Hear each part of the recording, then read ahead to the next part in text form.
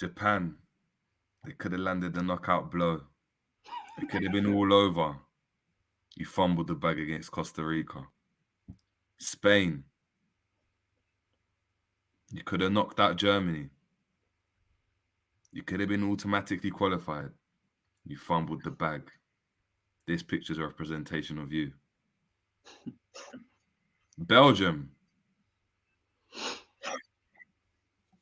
This is what happened to you, man.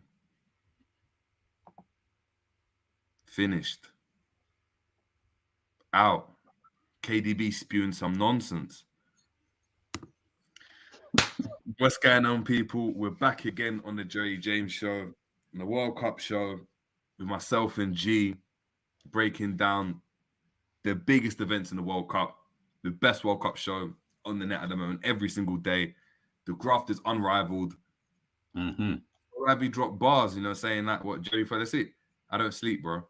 We don't sleep, bro. Ravi, you know better. I've been on every single day. I've been on it every single day.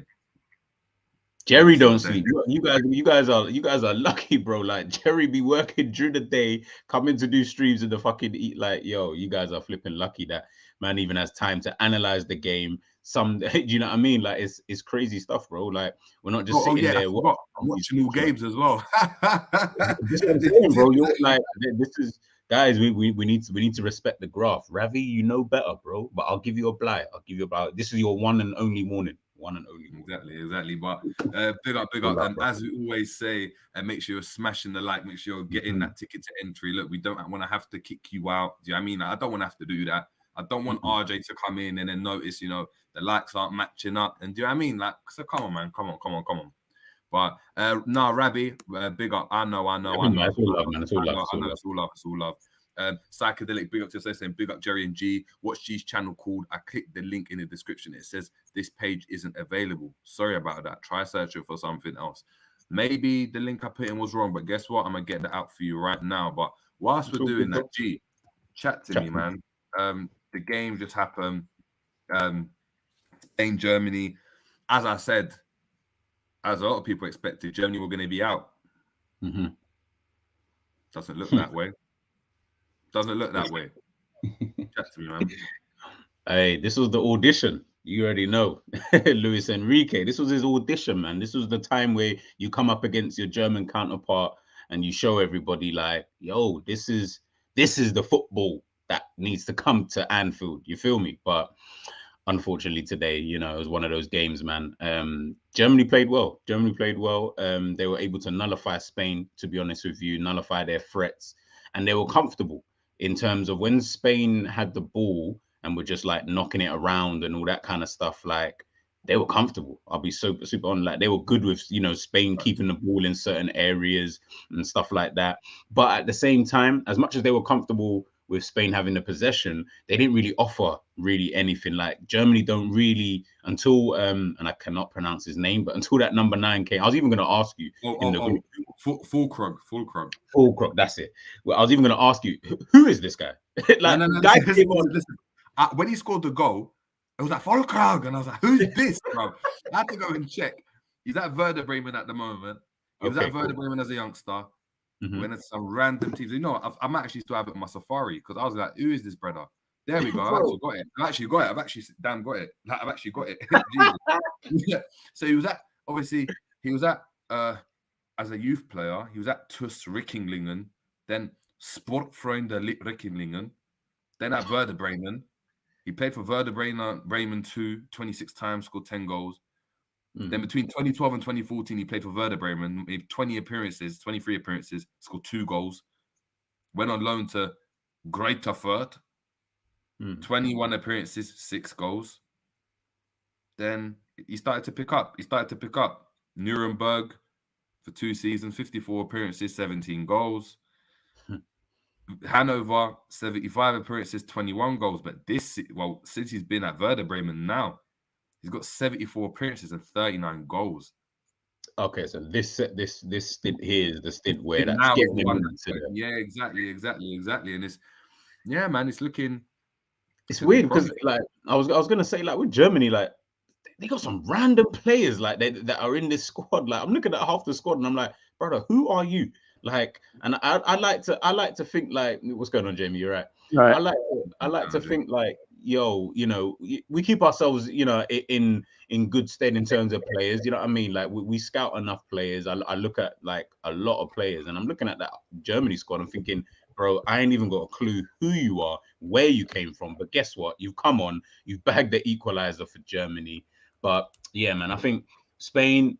I don't know, man. Spain, until Morata came on again, just like Germany, they weren't really offering you anything in the attacking phase. So when you come up against a team like Costa Rica, of course you can have the possession, and it don't really matter about having that central striker. But I think they do need to show that when they do come up against teams like Germany, you do need to have a bit more of a focal point, because all that possession is all cute. Yeah, and Sancho just weren't doing it today. Yeah, just not, I mean, he's not a striker. They've got that three at the back. Do you know what I mean? Costa Rica played obviously the three at the back, but it's a German three at the back is completely different. It's completely do you know different, bro. Come on, Rudiger and that, like them guys will eat you up if you know dilly dally on the ball for too long. So yeah, man, I think draw was a fair result. Musiala for me, best player on the pitch probably. Again, this guy is he's on some serious. You know what? I think on the German best team, German player. Yeah, no, 1,000,000% best German player. I was actually trying to think, was he actually the best player? I mean, yeah, Musiala, he is different. He's different. And guys, I don't know if you guys actually recall. I know G and Jamie probably know. Musiala obviously played for England under 18s. He played alongside Musa, Bellingham. We only got Bellingham. So we only got 1 out of 3 players playing in the team. The rest of these players are all playing for their international teams and star in this World Cup. Musiala's a player, man. I wasn't on the boat. I'm not gonna lie. I wasn't on the train. I'm still not on the train. The train's gone. I accept it. The train's gone. It's well and truly gone. I've missed it. Yeah, I mean, I need to get the return trip. Yeah, I mean, but it's all right, bro. It's all right. Yeah, man. He's a good player. He's a good player, man. He's a good player. Jay, man. Obviously, you just did the watch along for the game. Chat to us. How do you feel that? How do you think about that game, man? No, it was a decent game of football. You could tell that thought Spain were comfortable for most of the match. Musiala, he's an okay player. I'm just not going to overhype him right now. You know, I think he's nice and neat on the ball, but when it comes to end product, I think he's lacking. I think he's lacking badly. We sort of diss English players for lacking end product a lot, but when it comes to foreign players, we big them up too much, I think, when their end product's just as bad at the same age. So he's a good player. Don't get me wrong. Comfortable on the ball and all that. End product. You think Musiala's end product is bad? Yeah. He should have scored today. 1-on-1 with the keeper. Should have scored. Simple. He should have passed. He should have done. His end product ain't good enough yet. We rate. I think we go too over the top on young European players, because I look at a lot of these young European players and I think they're very good. They're very good, comfortable footballers. Name a 19-year-old better than who's. I don't think Musiala. I didn't see anything he did better than Harvey Elliott this season. I'm telling you that. Oh no! Not in that game today. Not in that game. No. Not in that game. Not in that game today. I'm telling you. Not in that game today. What did he do that was so eye-catching? I don't get it. The Germany's play. I don't get it. I don't get it. Look, Sane changed that game for Germany. No, he did. 100%. He did. Listen, from the beginning. Listen, I'm looking at his stats right now. He's got 9 goals and 7 assists in 14 appearances for Bayern Munich. In the tournament, he's been their best player in both games. When Goretzka hasn't turned up, when Müller hasn't turned up. As I say, though, only with my eyes I've seen. I've not seen him play these 14 games. So with my eyes, I've actually seen, before everyone goes in the chat who's not actually seen him. So this is what does my head in about football, by the way. Young players get bigger up, yeah? They see him once or twice and like, this is the next best thing. No one has seen him play for Bayern Munich this season. If you have, you've done it 1 or 2 times, right? So with my eyes, when I watch him, what I've watched so far, very good footballer. Very good footballer. End product needs some work for me, what I've seen in the big games. And that's what I'm going by. I'm going by what I watch. I'm not going by stats or what people say about him. Because I'll go by what I watch. That's fair, to be fair. What I would say, though, is that if you've based it on what you've watched, then you've only watched 2 games. That's and what I'm in saying. both, That's what I was no, just saying. yeah, but in the first game, but that wasn't necessarily his role. And in this game, you're saying that there was that one chance which he should have gone and obviously either squared or just finished. Yeah. That's it. Apart from that, he made the same run again and then assisted it because he got it to Fulkrug, and he actually got the assist in this game. Everyone in the chat, have they all actually seen him play every single week? Because this is what I hate about football criticism. Yeah, you're not allowed to criticize a player that someone else likes because apparently they watch him every week. It's cool. I'm up for the. I'm literally playing devil's advocate, by the way. I disagree, but I'm playing devil's advocate because do you know what I mean? We need to have the conversation. I mean, it's just I watch Harvey Elliott every week, and I think he's an extremely talented footballer. The same people that I argue about Harvey Elliott with say that his end product's a problem, yeah. But what I would like with Harvey, what I always say about Harvey, he's nice and neat on the ball. He's got technical ability, he can do bits, yeah. And then everyone tells me his end product's a problem. When I see this geezer today, the games I've actually watched it with my eyes, there's a lot of similarities between the two, and the end product's exactly the same almost.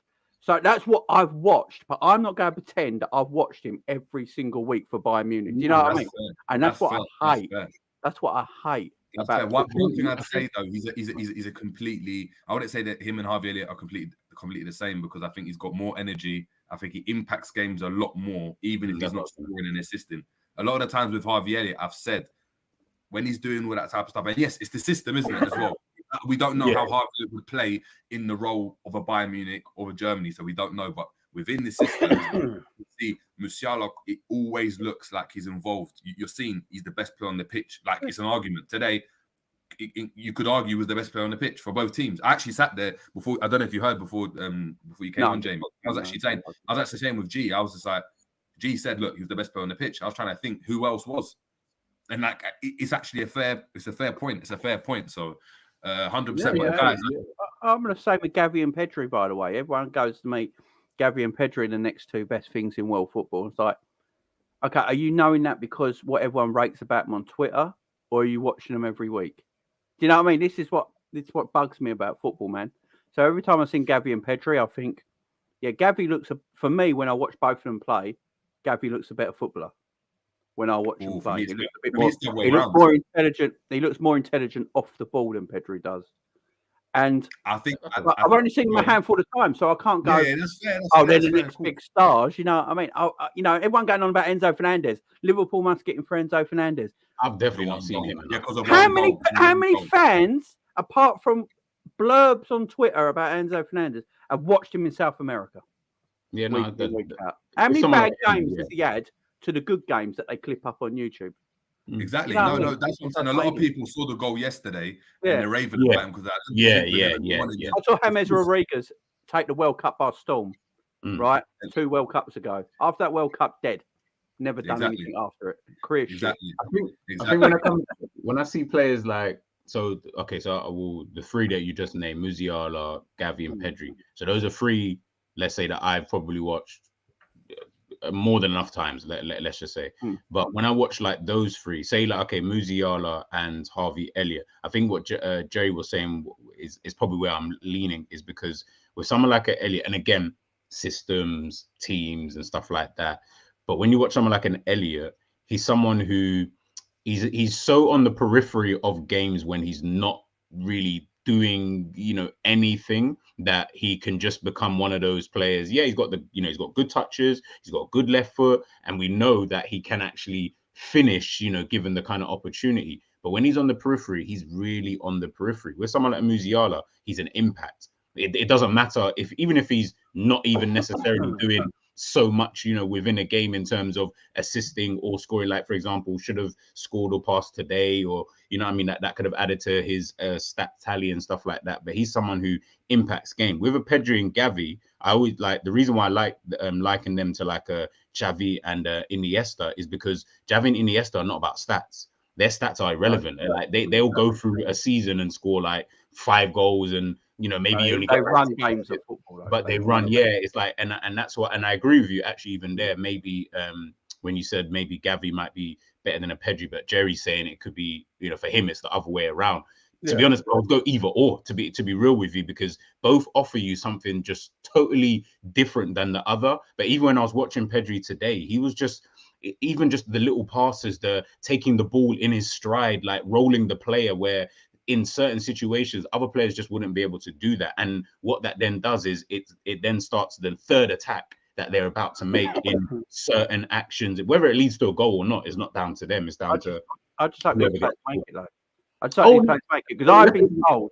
I'll so put many my times money on it that those three will have a better career than a than Harvey. some others. I just want these players to make it, because I've been told Yeah, so of many course. times. I've seen James Rodriguez break out of World Cups when no one watched him before and went, "Oh, we all need to sign him. This is going to be the next superstar. He's going to be the next everything." Alexander Pato is the next Brazilian god. You know, is all this and all that. Dead footballers. Dead footballers. And I just, Rodriguez, it's more of a mentality thing. That Breda's not. yeah, I know, but he's still a dead footballer, mentality or not. He did one World Cup and nothing after it. Man ended up at Everton for a year.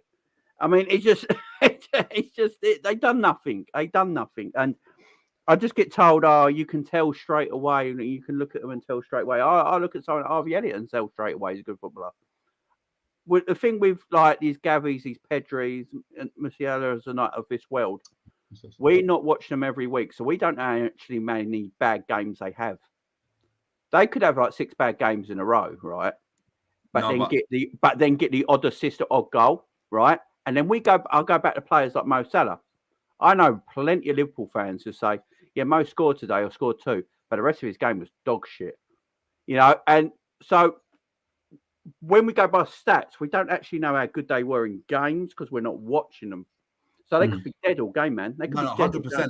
That's why my point was. That's why my point was that obviously Musiala is a different player, but when I talk about Pedri is not the one getting the goals and the assists. But if you speak to any Spanish journalist, any Spanish team, my brother, who's actually an avid supporter, goes and watches the game. He flies out to Barcelona and watches them regularly, like every month. So he's full of it. He tells me Pedri and Gavi as well, both of them, but especially Pedri, he's ridiculous. He's ridiculous because it's the level of maturity in his game, his ability to go and know when to pop the passes, when to go and drop deep to get the ball. It's all these nuances that is completely different. He's not someone that's just busy running around and pressing. And sometimes you get that with young players. You get that with a young Mason Mount. You get that with a Bellingham. You get that with a Harvey Elliott, where they're just busy. He never looks like he's busy, but he always looks like he's in the right place. And the fact that he can play for a Barca, a Barca's a team that, listen, for how bad they've been in like the last couple of years, their midfielders have always been top quality. Their midfielders on paper have always been top quality. They've never had a poor midfield, but he was able to usurp that and stay in the team. So for me, that's why. Quality, I hope he's well class, man. I really do. Yeah, I'm not digging that guy. Thing is, I'm just critical when I come to football. That is all it is. You should be. I'm quite a critical analyst because I see people big up players all the time, and I'm like, am I watching the same game? I mean, I just don't, you know, like I'm just very critical of stuff like that, and you know, I don't throw around the world class shit all the time as well. Like, for me, there's probably only 8 world class players that play football right now. Yeah, you're probably right. If that, right, and. I'm just critical at it. So when I watch these players and I get everyone on my Twitter feed go, oh my God, this is kids, he's balling out and all that. And I'm watching the game today, I'm thinking, yeah, he was good. He's nice and tidy on the ball. He's got some technique and skill and all that. But, you know, how good is he going to be? You know, I like to see players flourish. Come back to me in 6 years' time. If he's, he's 25, something like that, and he's still doing it, then I'm great. I have seen a lot of 19-year-olds break into European sides that are meant to be the next big thing, look fantastic, and in 3 years' time, you never hear of them again. No, so I just hope these players don't. They just go on amazing careers and are the next class of player that, you know, my sons go watch in 10 years' time and stuff like that and look back at it and think, gee, they're incredible, Dad. You know what I mean? Exactly, 100%. That's definitely true. That's very, very true. But as the game was going, obviously, first half, Spain, obviously, throughout the game, but the first half especially, the dominated possession, about 68% possession, dominated. But a lot of times, they didn't have as good of a game as they did against Costa Rica, evidently. They gave the ball, a lot of the times, Germany's chances came from Spain just doing madness. Both keepers in that first half were just kicking the ball back just to someone else, and it looked a bit mad. And then obviously, Rudiger got done for offside, so he scores a header. looks like. I mean, they're going into the lead in that first half, but they don't. It was a really weird game, but the massive change for me in that game was obviously the strikers coming on. Ulkrug and Morata. Morata first. Chat to me about the finish, because that finish, the movement, this guy, I don't know, he's the most hot and cold player I've ever seen. Like, bro, it's dumb. Like, I don't really get, like I said earlier on in the group, I was like, I don't get this guy. Like, I thought when you first came through, a bit like what Jamie actually said there about you seen the guys come through. When I saw him come through, you know, at Madrid, I thought, yo, this guy's gonna be the next. You know, like he's after like Raul, those type of, you know. I thought, okay, yeah, like this guy's gonna, yes, Morientes, that's the guy. I thought he's gonna be kind of like in that kind of mold where you're like, he'll be a finisher like that. You know, they're not rapidly quick. Well, he is relatively quick to be fair, but they're not really players that you might think, oh, okay, yeah, let me sign him because he's gonna do this, that, and the third. But he can get me a goal. He can always. And he's just had just such a weird career, but his CV is probably one of the best in world football, if I'm being honest. You know, the Chelseas, the Juves, the Atleticos, the Real Madrid. He's never dropped below that top class. No, he's never. Ever. He's never had a loan. He's never had a loan at Wolves, or do you know what I mean? None. And you just think it's a Juve, and I'm thinking like, how do you do this when you're not really a guy who's going to get me like 25 goals? Like, you play for clubs that I'm expecting you to get 25 plus, and you're scoring like 10s and 11s. But one thing he does have, and I said it, bread and butter. That goal is bread and butter to someone like Morata. Near post, his movement. That run was so good though. It was such a good run, man. It was, but one thing I will say though is that Saul guy is absolutely Saul. Sorry, Saul. Yeah, I'm gonna call him Saul because you're just a fool. Because the way that he's been playing these last couple of games, this game and the previous game, he just. I don't know, man. He just seems like he's not really. He just seems like he's not really like up to it, kind of thing. In terms of his whole defending. Now, obviously, you're a defender, Jerry. So obviously, you're gonna have to kind of maybe talk me through what he was thinking in his head in terms of trying to track the runner. Because even Rio was saying something to do with like having like almost like a metal bar, so using your hand obviously to shield off and know where the striker's going to be when he is making these moves. And I don't know, man. That is Sula is just what he's done. What's happened is that he's there. He's checked his shoulder. Morata's there, and as he's checked the shoulder, he's turned his head, and the pass has been played. So as the pass is played, he's thinking. He turns. Where's my man? Morata's already in front of him. So that split second, he just can't get there. Do you know what I mean? And that's all it was. Instead of just watching the man and blocking it off, he's anticipating. Obviously, with that Spain team, it's quite difficult because they're popping the ball so much. You're trying to watch that man, but also think if the ball goes in the middle, we've got to get out there, and if it goes to the edge of the box, we've got to step up. So it's a tricky one, that one for me. He's just, like I said, he's a bit. He's so big. Like I don't think people understand. Yeah, he's so big.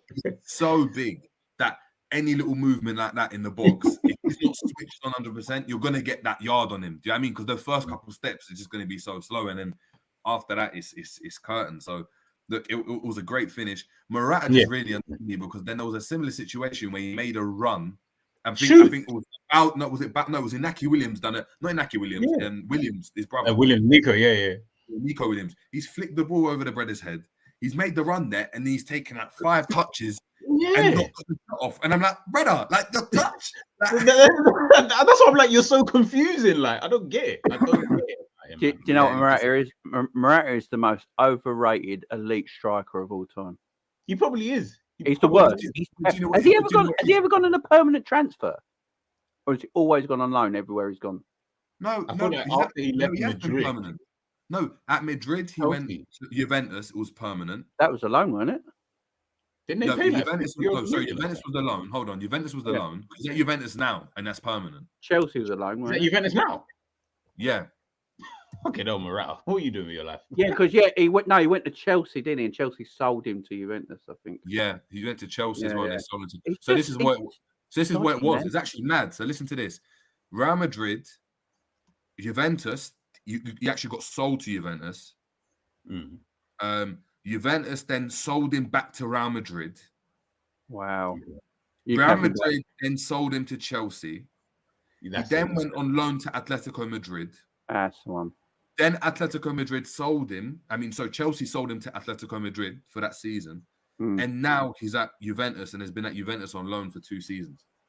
It's just he's the Spanish Divock Origi. No, but do you know what it is? No, Divock Origi's dropped down the level though. Divock Origi's gone on loan to Wolfsburg. I mean, he's gone on. He has gone a big. I don't know how. It's the most confusing. What are they seeing that we're not? No, but this is what I'm saying. Not Origi, but Morata. And I was saying, when the pressure's not on, Morata is a solid striker. Like, so when he's just there and he's made his run, he doesn't have to think about it. There's no pressure because if he doesn't finish that, it doesn't matter. It's not like a one-on-one. It's just he has to just hit it first time because he knows the striker's there. It's a great finish. When he's got no pressure and he's young and he's at Juventus and he taps it around the defender and does that run and scores that goal, there's no pressure. But as soon as there's pressure on him, he folds. But I guarantee you, in training, every coach, everyone's looking at it thinking, this bread is the best thing since sliced bread. Like, he's the best striker. Like, his technique's amazing. He's fast. He makes good runs. Do you know what I mean? He's just, everything's on point. And then it comes to the game and they're thinking, what's going on? Like, the touch is bundling over and it's just, he hasn't got the mentality. He just hasn't got the mentality. You know, it reminds me of, do you remember Gomez at Portugal, the Portugal striker? I think it was Gomez, his name. Old Portuguese striker. I think he played for Benfica. He was always offside when he scored. I think Gomez. I might have got it wrong actually, but he used to be Portugal's main striker back in the day. Oh, Nuno Gomez. Yeah. Gomez. Yes. As soon as I saw his picture, I was like, "Oh, this guy." Yeah. With the hair and the animal. I remember this guy. He sort of reminds me of him. He was meant to be the next big thing as well, and it just never sort of happened for him. But it's weird with Morata, isn't it? He's weird striker. Someone, I think the Blue Rider talked about Giroud or Morata. I'm taking Giroud, man. Like I just know what I'm getting out of the week. I know I'm getting with Giroud.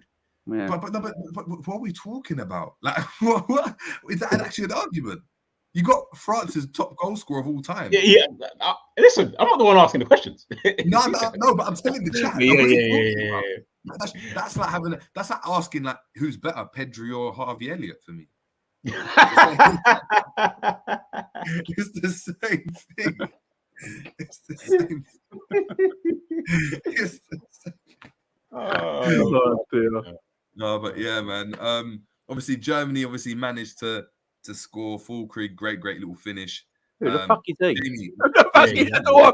We were like, who the hell the fuck is he? Obviously, out of nowhere. Listen, I mean, look, Sane came on, changed the game. He's a ridiculous player, man. He's a ridiculous. But you see people. You see, we were talking about it. You have Dembele, right? And he just stalled in his development. Sane hasn't. So Sane's development so much superior, way superior to me. Way superior. I mean, he came on, affected that game. Cutting inside is always a problem. Great footwork, balance really good. But Jamie, how good was Sane, man, when he came on? Yeah, Sane. I love Sane. I've always liked Sane. I don't know what it is with Sane. He's got all the ability in the world, man. You know, he's like a bit like Dembele in a way. You know, but they've had injury problems exactly the same way, sort of thing, ain't they? And stunted their growth a little bit. But when he's got the ball, I remember him at Man City. That attack with Man City with him and Aguero, it was just dumb. It was scary, man. It was scary. And Sane, he's just quality. And it's not just pace as well. He's got a final ball. You know, he can cut in and shoot on an angle if he wants. He's got power in his shot. He's got accuracy. You know, he's got a pass on him. Yeah, he's just quality. I just don't know what it is with him. No, Pep didn't like him, so he had to go. You know, he don't always start for Bayern Munich. Last time I saw, I think he does. Does he? Yeah, he does. I think he started. He'll go through runs and then it's just you look at him and think, you've got everything about you. There's just something missing. You know, I look at him and think he's got everything he can be. You know, but is he as good as a Robin, as a Mane? You know, these kind of like wide forwards. I look at him and think, nah, not for me. And why is that? And I can't put my finger on it. think it's more consistency more than anything. Yeah. Like Robin, someone that was very consistent. But if you were to like match up Sane's best performance to Iron Robin's best performance in any random game, they're probably very similar. The difference is Robin done it week in, week out, week in, week out. And they're probably very similar players in terms of they get the ball, they're left-footed, they cut in. But Sane's probably got a bit more to him because Sane, he's also got that. I know he's got the pass, but he can go on his right as well. He can play on the left side, whereas Robin was a very right-sided player. Like Robin on the left isn't really going to give you anything, whereas Sane on the left is still going to trouble you somehow because he used to do that for City. So it's it's an interesting one. It's an interesting one. I mean, look, Co-op, big up, saying Co-op lacks. He does. Yeah, maybe that's what it does. He does. Yeah, that's what it is. Dembele as well. Would you say Dembele lacks end product as well? Yeah, I reckon they're both similar. I reckon they're probably both similar. Like maybe a bit harsh. Maybe a bit harsh because you see people like I don't know Mo and Mbappe, you know, scoring goals for fun all the time. But how many actual wide forwards score goals like Mbappe and Salah do? Yeah, that's what it is. I don't know. For me, like with Dembele, I don't think Dembele is better than Sane. I know Klopp's saying that. I think Sane's like even today, he goes past the keeper not because he's looking to score. It's because he knows if I play it right now, if I play this pass right now, it's going to get intercepted. So I need to drive a bit more to the byline and then clip it in. And that clip in, that was on the money. Like it was just a great clearance from Rodri. It was a great clearance because if he doesn't clear that, that's on the money. I think it was actually Musiala that was running in. I just remember Sane, Premier League Sane, and when I watched him, I was like, he's frightening. I mean, when Liverpool City played, he was like the one player I was scared of. Yeah, 100%. Oh yeah, because him versus Trent, you know, it was just long. He was just. And when I look at him and Dembele, maybe I would actually be more worried about Sane running at me and Dembele. It's actually an interesting convo, you know. It's actually an interesting convo. Yeah. That's actually a good shot. Quality forwards, man. Quality forwards. That's what it is. I think what Dembele would have over Sane, if I had to think, is that he can comfortably use both feet as opposed to Sane. That's where Dembele would do it. Are they going long careers? Sane will. I'm not too sure about Dembele. I feel like Dembele is someone, he'll hit 30 and you'll see him play for some like Nice or someone at Lorient. Sane doesn't look like he'll drop his level. Blackburn will come back up and then he'll be like there. I'll go here. You know what I mean? I've been watching these wide forwards for a while now around Europe and all that, and like I watch a lot of them and I think, do you know, the best wide forwards, it's not the ones that just score the goals. It's the ones who don't run all the time. Yeah, true. I watched Mo recently. Mo don't run as much as he used to. Saves himself now. But to face Mane a little bit as well. Mane the same. And because they got that extra something about them, their longevity is going. You know, Mo's going to score goals into his late 30s. It's just the way he is. I reckon Mane could still score the goals and do something in the game.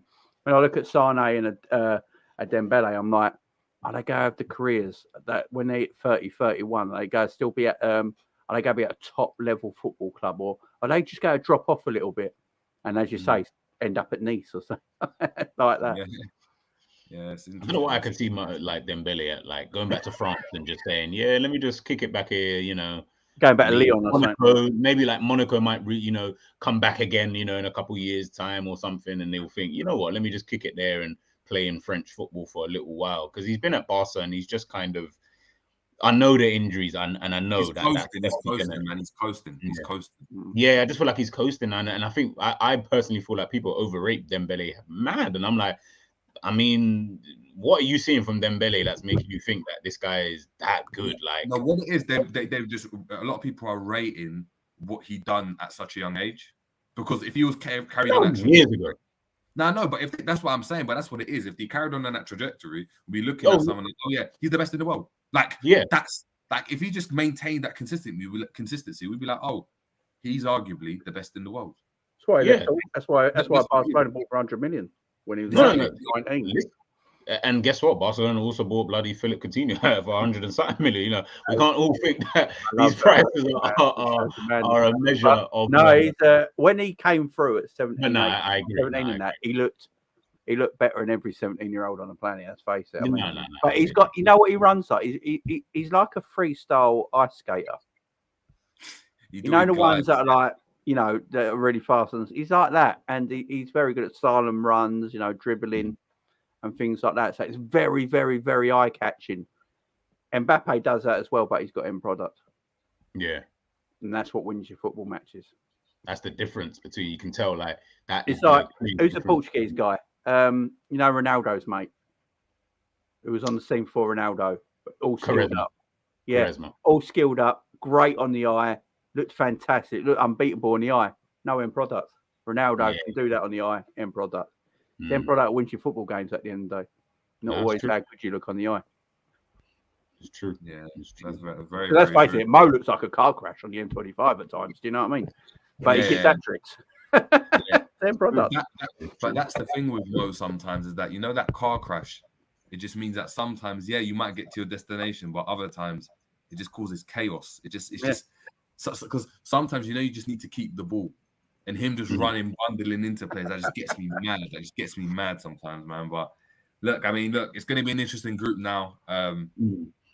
What happens now with that group in terms of Germany are still could go out.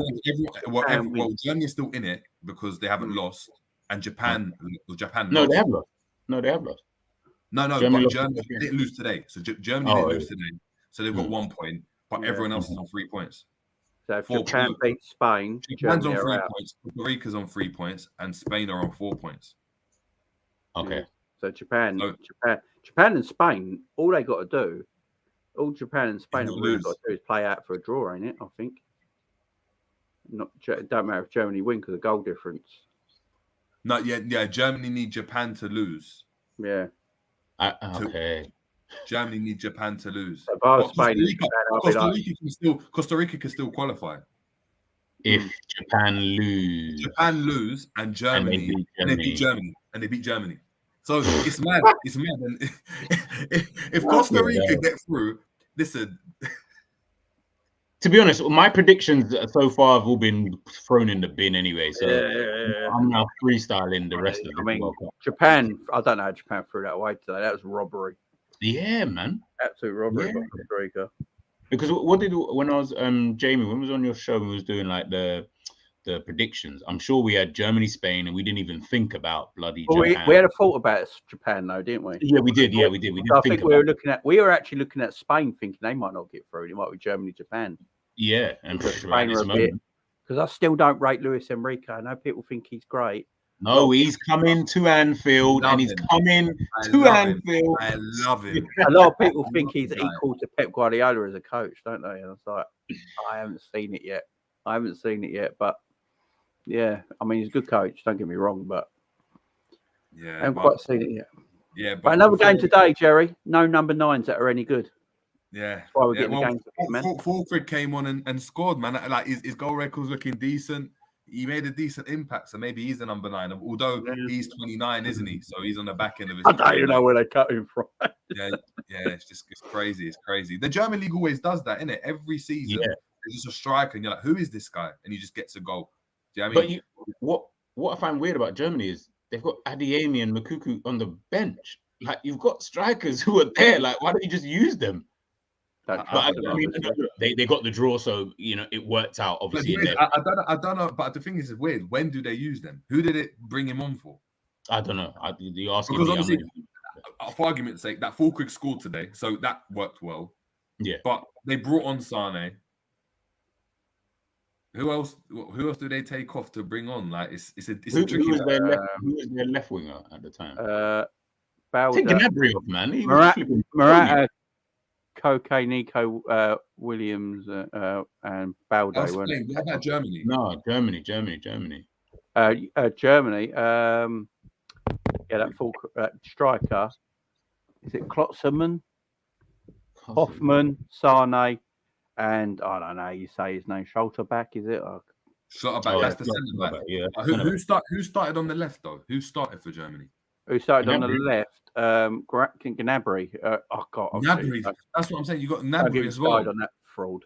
But I don't know, man. I like Gnabry, but this last have a 2 good games game. and what? He didn't have a good game. He didn't have a good Yeah, game. That's what I'm saying. Like, He's a fraud, man.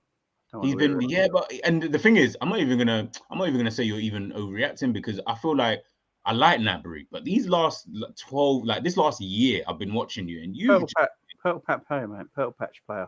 Yeah, same as Son at Spurs. Same as Son at Spurs. Pearl Patch players. And I'll probably take Son over Gnabry. They have a good 3 or 4 months where they do everything, and then they go missing for the rest of the season. That's what it is. Maybe. Aston Sal playing for Spain. Jesus Christ. Yeah. Sal, man. Even my daughter's like, nah. Yeah. But yeah, it's mad. But we need to obviously get into the next game. Oh yeah, Belgium. Oh Jesus Christ. Belgium. Right. I can't wait for this because I've got something to say. You might as well start us off then, Jamie. Yeah. Right, let's just do it. Eden Hazard's the biggest fraud ever in football. Right? I'm saying it now. All the Eden Hazard lovers, dick riders out there, for me, in his career that I have seen, is Hazard's only had 2 good seasons in his whole career that I've seen. No. I've only ever seen him have 2 proper good seasons. How long was he in the Prem? There was one season where he down tools. There was one season where he down tools. 2 good seasons in the Prem. He's done nothing at Madrid.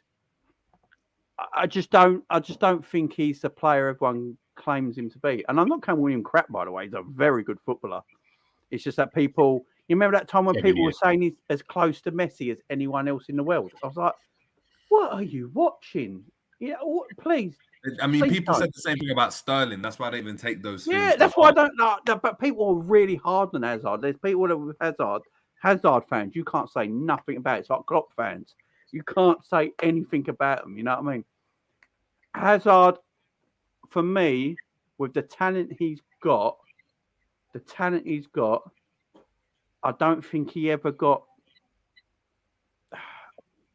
He's got so much ability, and I don't think he used it completely to 100% in his career with his ability he does have.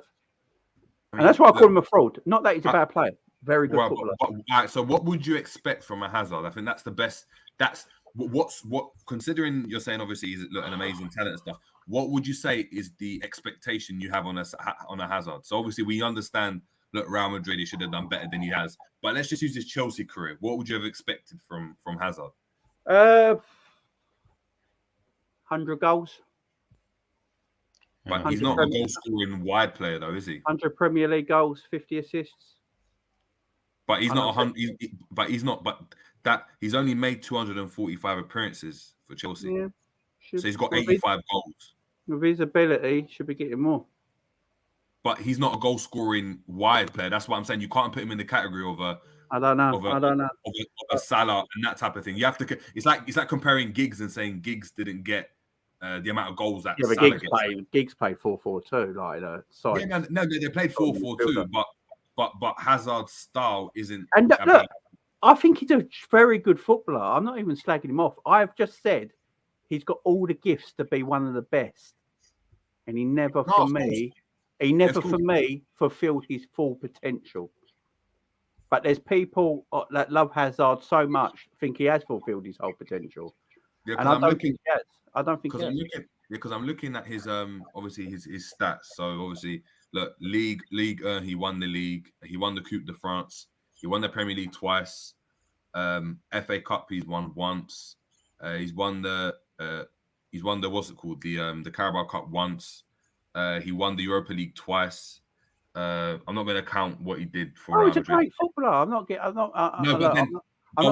Hazard's a terrible footballer. He's a very good footballer. He just not fulfilled his ability, in my opinion. Yeah, but that's the reason why I'm saying that is because a lot of people say the same thing about Rooney. A lot of people say the same thing about Neymar. And what I'm trying to say is, what are your expectations for these players? Because obviously he's not going to be a Messi or a Ronaldo.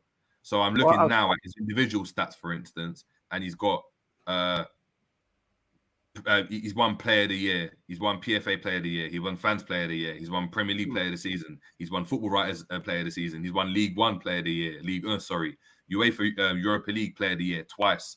Best Belgian player abroad. Chelsea Player of the Year. Like, when you look at his individual stats, he's won almost everything bar the Ballon d'Or. So what I'm saying is, what I'm saying, that's why I'm interested in. And it's not even getting at you. I'm just interested to know what do you expect from a player like that? Because there's a lot of players for me.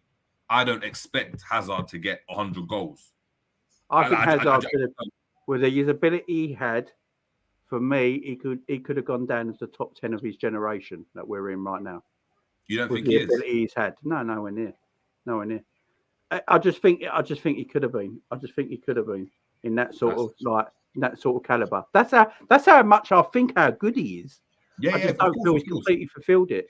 He had a lot of quiet seasons.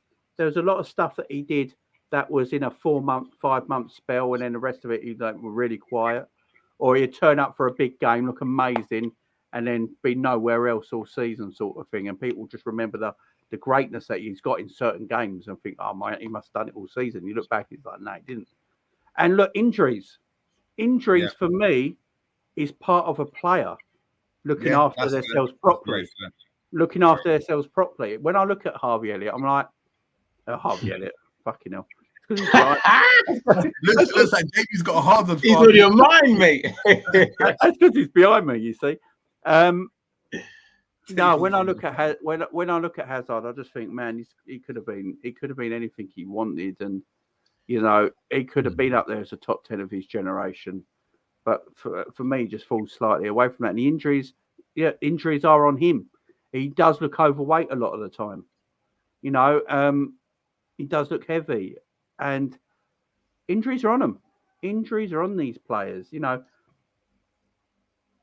look after your body, especially in this day and age. I don't think there's an excuse for a lot of big-time players to get these really bad injuries with science the way it is now if you're looking after your body. Look at your Ronaldos, look at your Messis, look at your Salahs. When they're injured, it's very, very rare. They look after their bodies immensely, and they play every week constantly. So I do think diet's important, the right science, looking after your body correctly, how you recover from football games. And that goes on you. I think that goes on you, especially in this day and age when we have so much available, especially, I could look after myself, if I wanted to, but I can't be asked. But, and I look at Hazard like that. Can he actually be asked sometimes? I always get that feeling with Eden Hazard when I'm watching players like, could you try just 5% extra? Because I think you could. You've got it in your locker. But sometimes I'm slightly like listening to you there, and then I was looking at his stats and stuff like that. I hear it.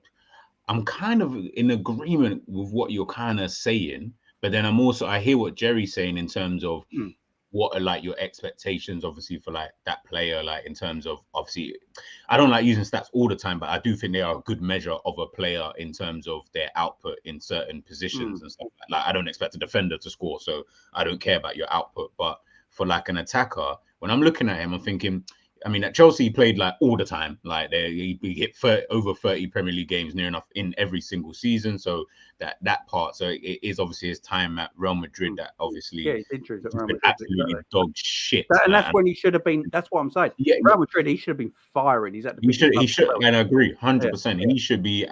He should be in that conversation where we're not even debating. He's in the top 10 because he's in that top 10 anyway. So I definitely agree with that. It's the Chelsea time. I'm like. The thing is, I agree some of it because bar the 2 seasons that he won the league with Chelsea, in that 7-year period that he was there, it was like in the other seasons, he did have decent goal scoring returns and stuff like that. But it almost like kind of flat, a little bit flat. So it's tricky. I kind of hear where because even when you listen to like, I've heard John Terry, I've heard Jose Mourinho, I've heard Didier Drogba, like they talk about Hazard in training and that, and they're like, yeah, the guy never trained. Like, and if he did, it was like at 2%. Like he was always someone who he would always mess around in training, and he would just kind of come in and do that Maradona mode, didn't it? Where he just was shoelaces undone. But look at we're talking about him. But one thing that they did say about him was that every game he played, though, he turned up.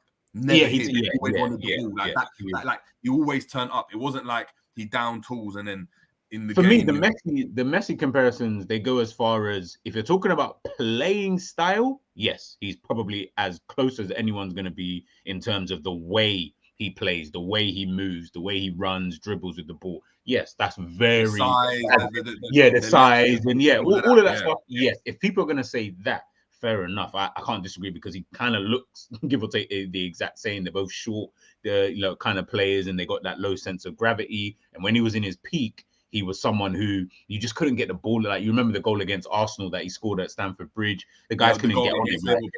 The goal against Liverpool, there's been moments, but then totally, yeah. On the flip side, I hear what Jamie's saying, because then I'm just like, you know what?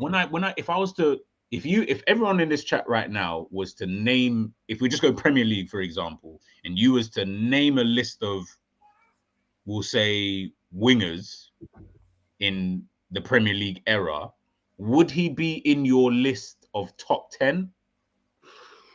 Well, maybe actually. Yeah, maybe, because there ain't a lot of great wingers. Yeah, not really. It might be. Yeah, I mean, but we like with stats ain't everything. I understand that. You can't go by stats on all players, but where you can put the stats in is when a player has got that much ability, like Hazard has. Yeah. Maybe stats could have just been a little bit better. Do you know what I mean? Look, let's put it this way: if Mo Salah had one goal and no assists in one whole season, like Hazard did that year, everyone would be saying this man's a bum, he's a fraud, he's all this, he's all that. Yeah, but with Hazard, apparently he's allowed to get away with it. No. I think that's poor regardless. I think that is poor. Yeah. I think the difference between him and Salah, though, is put it this way, if earlier this season, if we told Salah to hug the touchline and create for Darwin Núñez that we asked Salah, he'd look a 10 times better player than Salah did. But if you ask Eden Hazard to do that Salah role, Salah can't, Hazard can't do that Salah role, that inside forward. Salah created more chances than anyone in Europe doing that job this season. Yeah, no. Yeah, but then, I look at what type of, obviously, what constitutes a chance, because we knew everyone was like, this is poor, poor. Like, I know we said that, but we're saying this is poor. Whereas we've seen Hazard and players of that ilk, that's where they're affecting the game without getting goals and assists. And I use Giggs as an example, but McManaman is another example. Do you know what I mean, of where they don't get goals and assists like that? But Musiala is a great example of today. Didn't get the goal or assist, but everyone can look at that game, and the commentators even saying that he was the best player for Germany. He was the best player for Germany. Always involved, always getting the ball, causing havoc, winning fouls, all that type of stuff. So it is difficult, but it's a very, very decent argument. So there's another Belgian player as well, which I could cause another argument for as well. Oh, we're gonna get onto him in a second. Just quickly. Oh, you know. Don't worry, we're gonna get to him in a second. There's a comment there from Wino, which I think it is very, very true. Yeah, that one. This I agree with, because of how, like, Salah is a player for me, since he's been, like Jamie just literally just said it there. Hazard is easier on the eye. So to everyone else, so to the armchair fan, the guys who don't analyze the games and all this kind of stuff and just watch it, the highlights kind of thing. If you watch two games, like say Salah's very best game for Liverpool, whatever that is, and Hazard's very best game for Chelsea, you're going to immediately just subconsciously go with Hazard, just purely because he looks nicer when he dribbles. And that's always been my thing with Salah, is that I never cared, because I was always like, I don't give a fuck about that. Your output is always going to be, it's about the end product. I don't get it. Is it about looking nice? No, Jay, I agree with you. Like, I'm more for, because if you look at Mbappe, at times I always think, man, you look kind of like raw, but man, your end product is so on point. Like, you know what I mean? Like, you're just so consistent with it that you can mask that over time, kind of thing, with certain things that you do. And Salah's the kind of same. Salah's now, his whole game is obviously tied to it. It's going to be tied with goals and assists. But when you're doing it at the level that Salah is doing it at, it doesn't even matter anymore, because you've now surpassed people now, questioning your ability, because they're like, you can call him crap. You can say, listen, I'll say it now. Salah's not the best dribbler. He's one of the ugliest players to watch when he's on the ball. It bugs me when I see him on the ball. But Jesus Christ, if I had to pick between Salah and Hazard, peak form, I'm picking Salah every day of the week because his output, I need a goal. I don't need to look nice. If I need someone to look nice, I'll go and get Messi, who can do both.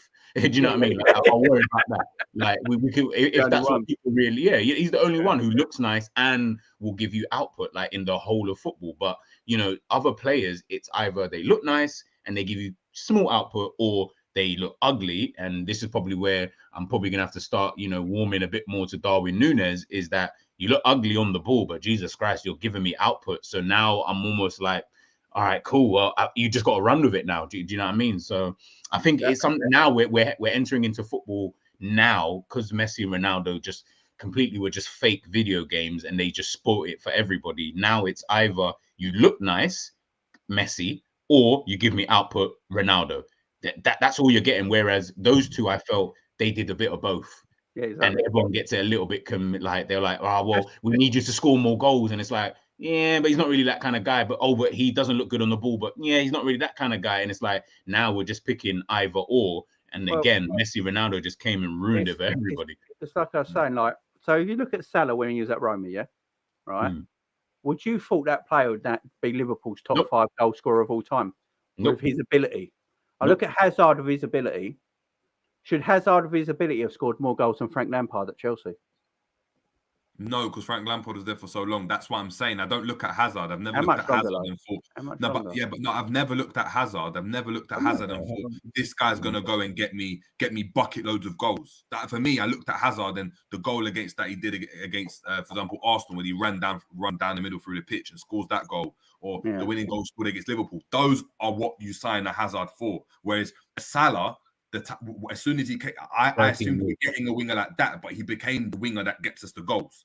So my skew on Salah changed completely. But I've never looked at him and thought, yeah, you're the guy to go and get us the goal. Same way I look at Coutinho's ability. Coutinho's ability is ridiculous. When he was at Liverpool, I never looked at Coutinho and said he's going to get Lampard goals, because that wasn't. I never looked at that being his role. He never played as like a.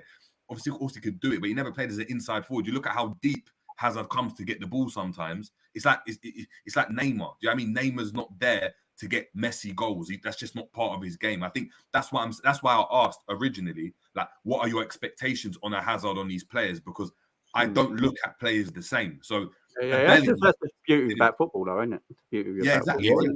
Exactly. I was just looking at their assists. Salah and Hazard have exactly the same assists. Do they? Well, been in England. Yeah. Do we just underrate how good Mo actually is? That's actually funny. That's actually funny. Funny. Great player, Hazard. I'm not slagging him off. Anyone in chat thinking, I'm not talking. No quality. No thinks that at all. Like Klopp saying, look, Hazard is a third wonder kid who should have had a classic Champions League night to his name or a Ballon d'Or by now. See, a great example. This is what I'm saying, is that your expectation on Hazard was to win a Ballon d'Or, but I'm going to be really honest with you. He's not winning a Ballon d'Or while Ronaldo and Messi. I was going to say nobody was. Nobody. And that's my point. So obviously the classic Champions League night, that's fully fair. But you would have never won it. You just never going to win it. That's why I'm asking the chat as well. What are your expectations for players in general? Because even with Mo, my expectation isn't for him when I see him to stand that wide and beat 5 players, because I just look at him and like, you can't do that, innit? You just can't do it. You might do it the odd time and I get surprised and happy about it, but your overall game isn't like that. But when I look at Dembele, there's something I expect from him. So when he's not doing what I expect from him, I'm like, so what are you doing on the pitch? Do you know what I mean? It's a different conversation. But enjoy football, man. Exactly, that's what it is, man. But look, let's get into that game, man, because obviously I know we're not going directly, do you know what I mean, from the last game to the first game, but I wanted to really talk about this game. The Africans victorious, the Atlas Lions, Morocco, Amrabat bossing in midfield. Said they were the best African team. You did. Excuse me. I think Ghana. I know. I went to Ghana. Yeah, Jamie, please. I know. I just thinking about. I think Morocco as an African side are the best. They might not have the best 11 of players out of the African team, but they have the best balance from defence to attack. No, I agree. Before we get into obviously Belgium, I really want to talk about Hakim Ziyech and Boufal. Boufal. Where did Boufal come from all of a sudden? Where did Boufal come from?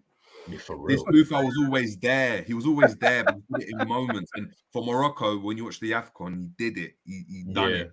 Yeah. Hakim Ziyech obviously didn't go to the African because of this argument with the coach. Yeah. Hakim Ziyech is a different. Listen, when he's like this, there's Different few player, man. players. There's few players as good as him with that left foot as well. He's not the quickest, but he's one that, like I talk about, the technique, the ability to beat a man, the ability to play. He's got the hazard about him. He's got the hazard about him a little bit. Technique. I hear what you mean. I hear what you mean. I definitely hear what you mean. I think Hazard's obviously a bit more explosive, way more explosive, but yeah, I know exactly what you mean. He's just ridiculous footballer, and when you've got that in your team, along with just the you got those kind of game changers. It does help, man. I think Buffon and him were superb on those either wings. Superb, awesome. I mean, whoever was Munya and who was playing Castagne, just getting eaten Dead. Eaten up today. We're getting eaten up today. Yeah, man. I mean, Amrabat as well. Sorry, shout out to Amrabat. Amrabat putting it back as well.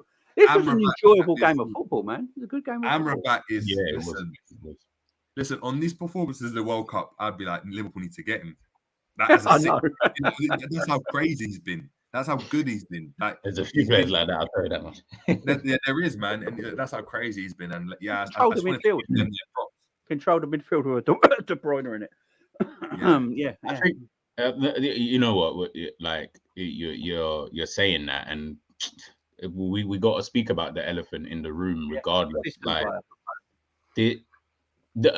I was gonna get onto that later on anyway, because I was gonna say, to be fair, I think there's a lot of players who are system player. Like I would have said, like a Trent is a system player, so he's only gonna work in like a one. Nothing wrong with it either. Yeah, exactly. And this is what I was gonna say. There's nothing wrong really with a system player, but who showed the game? ITV or BBC? I can't remember that. ITV, because BBC. ITV showed. That's what it was. ITV showed at the end of the game. They showed a passage of play. I think it was just before the goal. I can't remember if it was the first or second goal. They showed Belgium's passage of play before that goal. Jesus Christ. Belgium were just passing the ball at like 0. It was as if they even said it. It was like Belgium were winning 3-0 at the time. And you know, when you're winning 3-0, you just pass it around and you let the other team, like, no one's really trying to tackle you. They're just making sure you don't get too far forward to like our goal and stuff like. Bro, it was embarrassing. Watching Belgium today was embarrassing. Like, if I was Belgium, I'll be so embarrassed watching that. Like, your team played absolutely dog shit. Like, and you're supposed to be a team that I expect. Now, this is where the expectation levels are high. Like, Ziyech, Hakimi, all of them were cooking. But let's be real. Let's all be honest. Before that game, if we're looking at paper, and it's not played on paper, but if we're looking at on paper, you're saying Kevin De Bruyne should be able to control that field with Onana and whoever else, Witsel in there. At the back, it shouldn't be as bad. Yes, they got slow defenders in Vertonghen and Alderweireld and that, but it should be at least solid and experienced enough to be able to kind of withstand anything that Morocco are going to kind of throw at them. The only place I'm looking at is up front. You've got one of the worst strikers I've ever seen in my life in with his painted nails. His nails painted. Jerry, I'm not even going to go in down that road. If we're going to get cancelled if I go down that road, so I'm going to leave that there. Cool, paint your nails, do whatever you're doing. Because if you're going to paint your nails, I need to see you paint the pitch with a goal. Because the way that you were playing was so bad that I was sitting there thinking to myself, like I'd rather 20% Lukaku on the field than watch, Batshuayi play. It is just embarrassing watching this Belgian team. Like, I don't understand how you can have all of this quality in the squad and in the team, in the starting lineup anyway, and there's nothing going on. Like, literally nothing is going on in the team. Like, the passages of play, nothing's popping there. The movement, nothing's popping there. The style, the formation. I mean, Martinez? He is such a rubbish manager, man. Like, I don't know how. And Henry, you are one of my favorites. What are you doing there? No. You see Henry, yeah? Henry as a manager has been shocking. Absolutely shocking. Yeah. Red Bull, do you see what he did to Red Bull, New York Red Bull when he was there? He ruined the club. They were the top dogs. He's ruined them. I don't know what he's there for. What's he there? What, to coach the players how to score goals? We don't need him to do that. No. That's exactly what it was. He was there to coach Lukaku how to score, how to finish, the movement. But Lukaku knew how to finish before he turned up. No. But he was there to go and teach him to be a bit more clean with it. You know, Henry was the face. Henry was the face because he couldn't be the manager. They got a terrible manager from Wigan to be their manager, and Everton. But Henry's the face of Belgium, so they got him in behind. It makes no sense why he's there. He's not a coach. Henry ain't a coach. Like I said, with the Red Bull team. No, but he's a manager. But he's got his badges. That's what I'm saying. He believes. I got my badges. You know, I got my level 2s and that. And like, can I do the job? I've got a Tesco badge, but I don't work there. Do you know what I mean? No, man. But Belgium, man, they're an old team as well. This team is old now. But this man behind me, Stevie G, yeah, Kevin De Bruyne. I've always said Kevin De Bruyne is the closest thing I've ever seen to Steven Gerrard in England so far as a midfielder. They play exactly the same. For their international teams as well, they play exactly the same. Yeah. Reece and Steve, they both have the same thing in common. They're so much better than everyone else in the team, they try too much. Yep. And Stevie was that with England. He was better than everyone in the team. The detriment of the team. Steven Gerrard, where sometimes he sprays that Hollywood pass, and you're like, "Why are you doing that?" It's like the last embers of the game, and he takes the touch out of his feet and tries to hit a 40-yard. They just know they're better than everyone on the pitch. They think they have to take control of everything. And I saw that with De Bruyne in the last 2 games of this World Cup so far at Belgium. I'm like, you know, you're better than everyone else here, without a shadow of a doubt. You are. But it's not producing. And you remind me, and today, when I watched it today, I'm sitting there thinking, you remind me so much of Stevie. So much of Stevie. You're the best player for your club by a million miles. You are the best player for your country, ability-wise, same as Stevie was. They're very similar in everything they do, the way they pass, the way they run. They run exactly the same. You know, they're not sprinters, but they're quick. You know, they run with power, you know. They shoot the same, they pass the same, they control games the same. And today, I just saw it today. I thought, fuck me, you are the same for international and your club.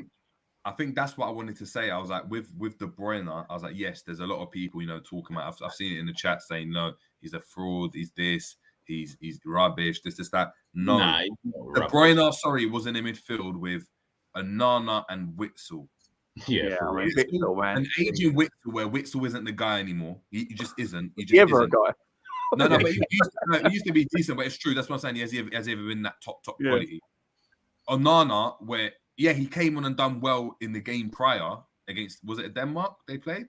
No, they won 1-0 against Canada. Canada, weren't it? Canada outplayed them, by the way. Canada the game, but this brother's got no one around him. Like as we just spoke about, Hazard is washed. He's not the same Hazard anymore. Like he just hasn't got that pace. That Fulgen Hazard, who is he? Do you know what I mean? He's like the brother.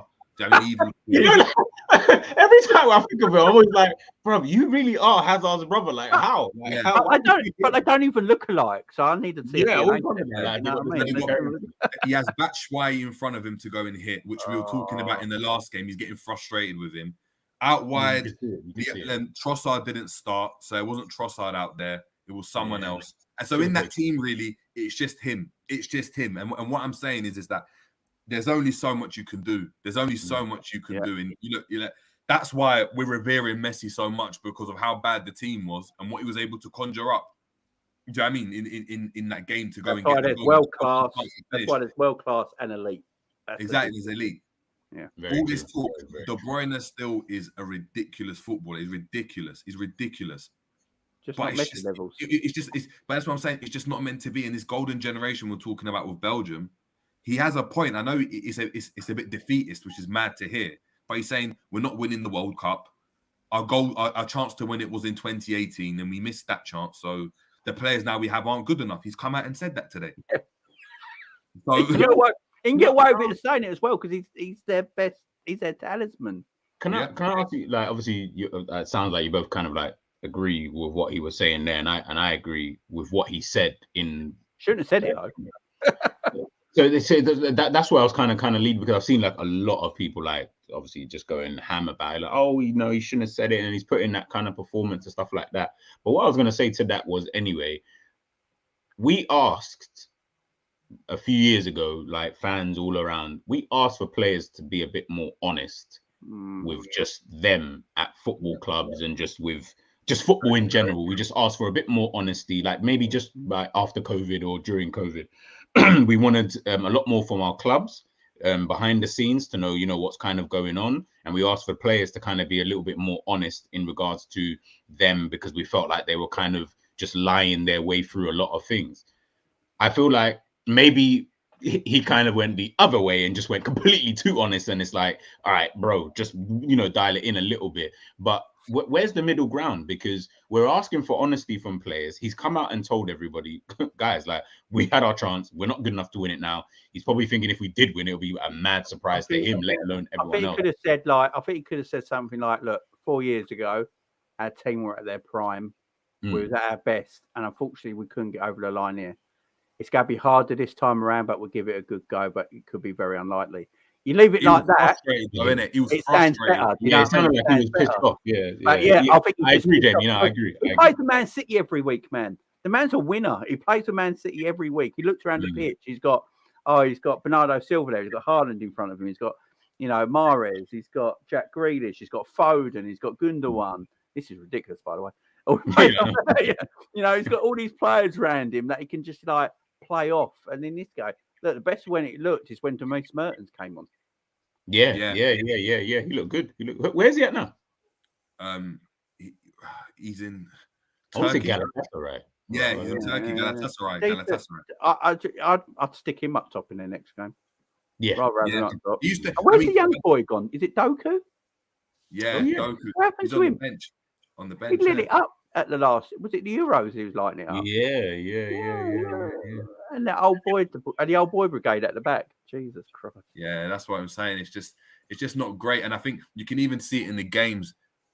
You've got De Bruyne coming, asking, Alderweireld and Vertonghen, find me in the midfield. Find me. I'm in space.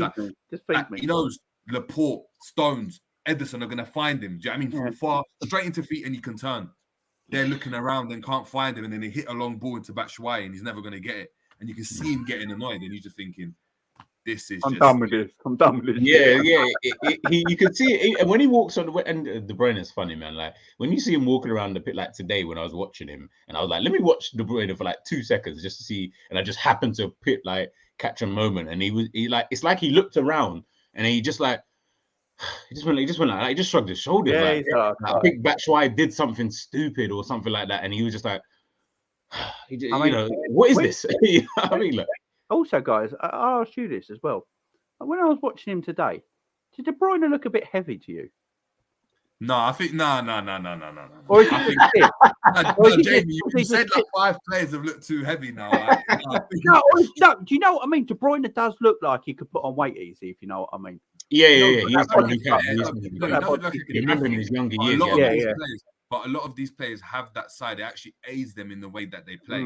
Yeah, he's got if De Bruyne was a bit more lightweight, he just wouldn't be able to do what he does because he's not as tall as Stevie was. Do you know what I mean? He's not as broad as Stevie was. So for him to do what he has to do, he has to be a bit stockier. You look at even a Suarez. A Suarez can never be as Suarez. Suarez is heavy, though. I saw you. Suarez. No, I got his belly popping out. Fucking hell, sorry. Can you wear a looser t-shirt, Jesus? No, but do you know what it is though? Those Puma kits are flattering to deceive though. Yeah, I know. You have got those Puma kits are garbage. I was looking at. Do you see Dede Ayew as well? Andre Ayew. He looked like he had a pot belly as well. And I actually think it's the Puma kit because I saw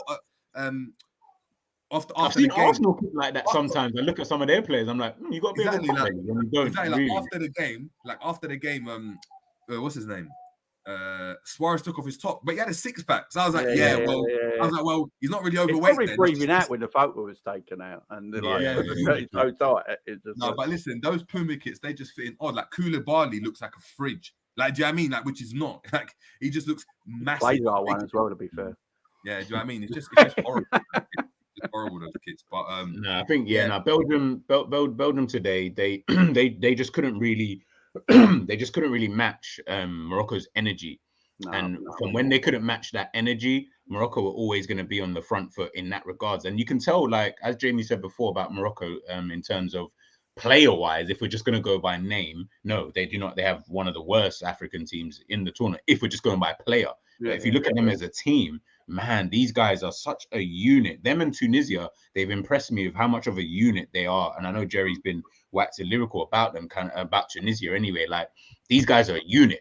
They are a very balanced team. They know what their strengths are. Obviously, when you got Hakimi, Ziyech, and the guy up front, I can't remember his name. It'll come to me in a second. But when you've got like those three players and you know what you're good at, you can almost get yourself these kind of wins in these kind of games against teams who, let's be honest, like they've flattered to deceive for the last entire golden generation, to be honest with you. Like Belgium have, you know, been poor since they've created this golden generation. So yeah, man, I have to give a big up to Morocco today. Man. That was good. Morocco, I think Morocco go through. I think Morocco go through. I think they got Canada. They're top. Them and they're top. Fuck, you know. I think they're second actually. Hang on. Yeah, Croatia are top and Morocco are second on 4 points. Belgium on 3, Canada on 0. And I think Belgium have got Croatia. Belgium have got Croatia, ain't they? And Morocco got Canada. I think Morocco will end up going through, you know, maybe actually. I think Belgium are going home. Yeah. There's no in this tournament like at all. There's no like third place or anything, is there? No. I think that's that next World Cup because of the difference. Yeah, that's what I was thinking. They'll have that in the amount of teams. But yeah, I mean, look, you might as well just touch on that game. Then that's a great segue into it. Canada, Croatia. Man, Canada, I feel. First of all, Alphonso Davies, round of applause. This player, man, like we'll touch on Canada, but I think look, for Canada to obviously get that first World Cup goal, that's momentous for them in their journey. They're still so young in the footballing journey. That's so young. But to have a player like Alphonso Davies is a bit unfortunate. It's like he's come a bit too early for them. Like the team is not like, imagine USA had an Alphonso Davies on top of what they've got. Oh, fucking hell. Yeah. They'd be World Cup, they'd be one of the teams that you're looking at to win it. Well, get far anyway. But get far in it at least. Like they're looking at as one of the favourites. So, man, I know the brother prays left back. He can play anywhere. He can absolutely play anywhere. Like I think he's got to play further up the field in the future, ain't he? Yeah. I mean, just depends what you want from him. Really, it's just like Bale, isn't it? He reminds me. Yeah, that's what I'm saying. Yeah, he's got that thing about him. He's so fast. He's so rapid for his size as well. But you know, even Bale wasn't off the mark. He was quick, of course, but in small, tight spaces, Bale wasn't like that. He'd have to pop it off and tap. Yeah, Alphonso Davies drops the shoulder, and you can't get, and he doesn't move anywhere. He's an immense player. Another one as well, because I know they lost ultimately in emphatic fashion. Buchanan. Yeah, sign him up before anyone else does, because I'm telling you, this guy we need a right winger. We need a right winger. He can play across the front three. He's got the hunger. He's got the energy. Yeah, he's so direct at every opportunity. The tracking back he does, like. He's a great player. Jonathan David is a I'm not sure. I said it. Yeah, I'm not sure about him anymore, man. Like he just looks like a Canadian player. I don't know. I never heard of Buchanan. I never heard of this Buchanan geezer to the World Cup. And I look at him now and thinking, I'd rather have him. Over Jonathan David. 100%. Like I'm looking at Jonathan David and I'm just like, what were you like? Like you're just like, what do you do? If someone told me, yeah, like England are facing Canada, and I didn't know anything about the team, he just plays like I think a Canadian player plays. He just doesn't do anything, but he plays football. Yeah. He's the best that they've got. That's literally that. Like, and I don't know anything about him. I don't know that he's at Lille and he's banging goals over there. Like this guy looked shit these last 2 games. Now, fair enough, he might not be getting the service that he would be getting at Lille. But Davis to give him that service. So, this is it. And I'm looking at it and I'm thinking, bro, you're not even in the game. Like you're actually not even in the game. Like you actually Hoylett had a better impact. Yeah, Hoylett. exactly. Yeah. And that tells you something if Hoylett's having a better impact. And it's the same with Gapco for the Netherlands, ain't it? Mm. These two are so highly rated in Europe at the moment by a lot of European clubs, and I've watched them so far. I'm like, I don't know why. Yeah, I don't know why. I'm not seeing for some reason. I haven't seen too much of Holland's games because I've missed them usually. So I haven't really seen too much. He hasn't been great, but he's scored both goals, but he's not been great. Yeah, it is mad, isn't it? Okay, yeah, just one of those ones. But I mean, let's get into it. Well, obviously, great goal from Alphonso Davies. Great work ball. Buchanan ball into the box. Alphonso Davies back post. Boom. Do you know what I mean? Great celebration. Great start. Looked decent up until about the 30th, 40th minute mark. 30th minute mark, I'd say, and then all of a sudden, Croatia started getting into the game. Kovacic masterclass for me. Yeah. He bossed that game. Actually bossed it. Mm-hmm. Started off defensively just by winning the balls back, that type of thing, and then when it started ticking over, it was curtains. And once they got the first goal, you knew the second goal was going to come, and it was 2-1 at the break, and ended up being 4-1, didn't it? Yep. Croatia just it's like Croatia's like when like you get slapped in the face by someone unexpectedly and it just kind of catches you off guard and you're just like, whoa, like how did like what's going on? And then you get back into it now. You're like, okay, let me show you what I'm really about. And Croatia just showed everybody, yeah, we're still one of those teams that you need to be worried about. You got Modric in the middle, Kovacic, Brozovic, like those three in the middle, they're gonna cause. They're going to cause you problems. They've got good midfield, don't they? Yeah, good midfield. One player I don't like, but he seems to always fucking score is Kramaric. I don't know. I don't get it either. I've never liked Yeah, Kramaric. I've never really liked him, but he scores good goals. Like, but the thing is, he's someone that I call a good player, but he's not going to go and get you like tons of. You can't rely on him like that in a season. But he's really, you can see with every touch. Every fake shot, every control, it's just everything's polished. He's just very, very polished. So he's a good player as a result. But he's not that elite player. But great goals today again. The first goal from was it Levi? Was it Levi? Yeah. Great goal as well. Great goal. It was just a clinic after that. It was just a clinic. Is what you expect from those type of European teams. I know that defender's good for Croatia. Varadol. Yeah, the one that sounds like an headache tablet. An headache tablet.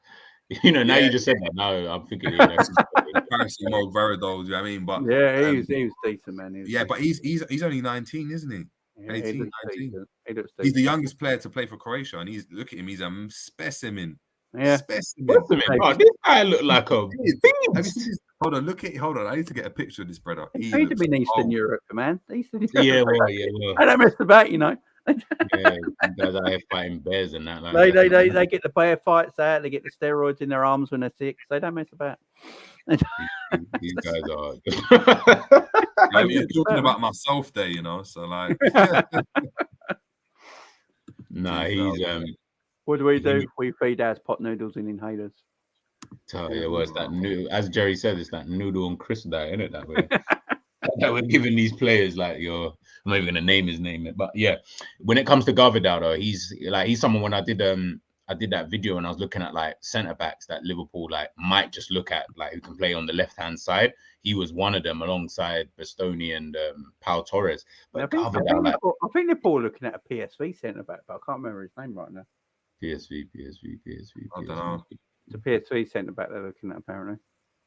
PSV. Hopefully he can play on that left hand side at the bare minimum because that's what we're gonna need. I feel in a season's time, I think that's gonna be a position. But look at it. Yeah, that ain't 19, man. I'm sorry. That was him at 18. That was him at 18. That's 18. He's a big He's a Liverpool fan as well, isn't he? Oh, is he? No, yeah.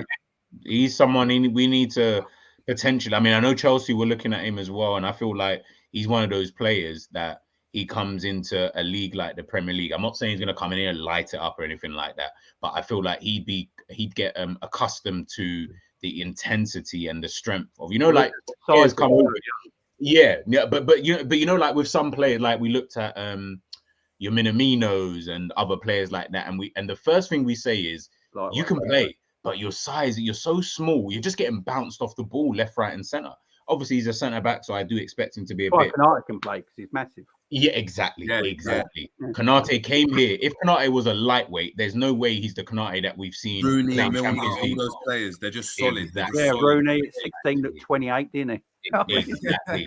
And I Yeah, think that goes there and everything. It was mad. No, it's true, but that goes a long way to like just helping you get acclimatized to the league. Yeah. Because if you know that, cool, when it comes to strength and no one's gonna get, I'm good with that part, then it is just about learning the way of the game and tactics, blah blah blah, all that other crap that you can easily learn throughout your time at a football club. How long is it gonna take for a player? We've seen it with Thiago.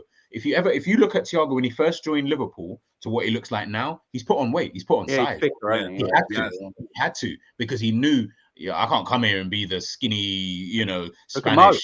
Look at Mo. Oh, Jesus Christ, Mo's another one. Mo was kind of a skinny-ish type of winger. Now Mo is actually just stocky and just, you know what I mean? He's got, but he's always had that kind of strength anyway. But he's now been able to kind of master it now. And I think someone like Gavidal, like.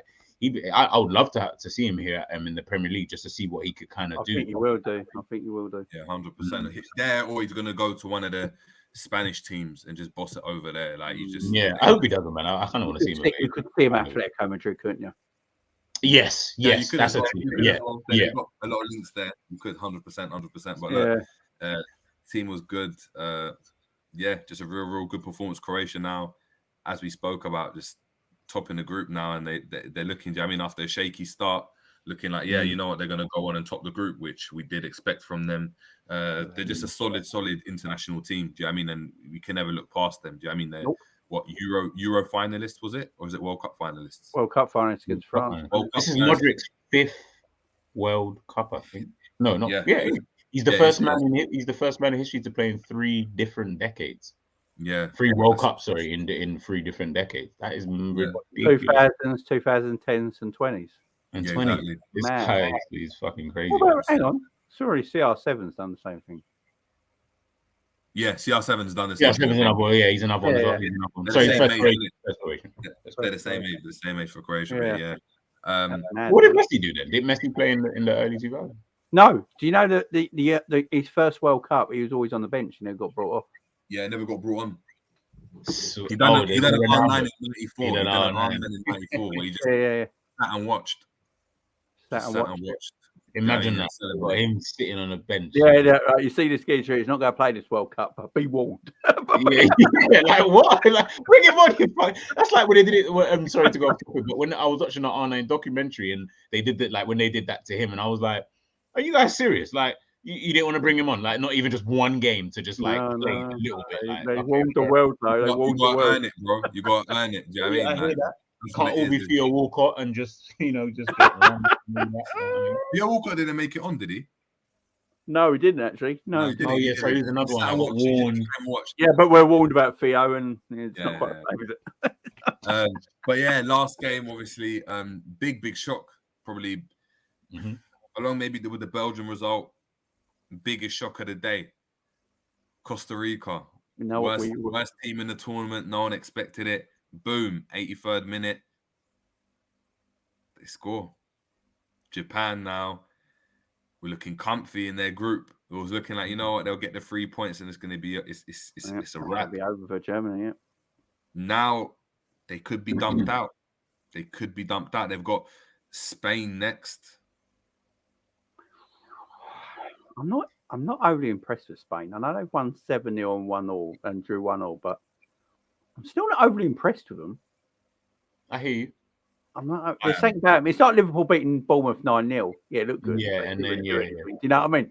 Yeah. And I look at Spain. I think if Japan can defend well, I don't think really got that. I don't think they're going to be able to. I don't think they're going to be able to get the ball off Spain.